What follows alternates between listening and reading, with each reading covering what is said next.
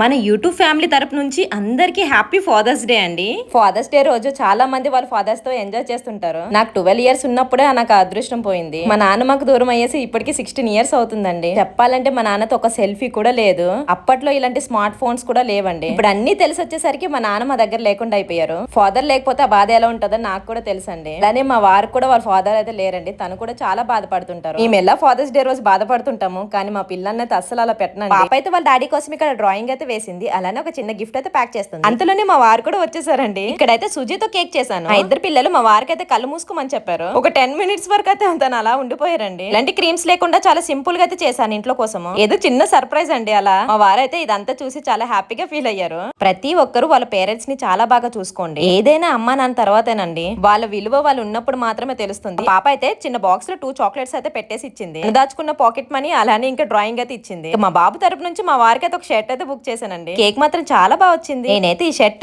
ముందు నుంచి ఆర్డర్ పెట్టేసుకున్నాను ఫ్లిప్కార్ట్ నుంచి. ఈ షర్ట్ లో కలర్స్ కూడా ఉన్నాయండి. స్క్రీన్ మీద ట్యాగ్ చేశాను, మిస్ అవ్వకండి.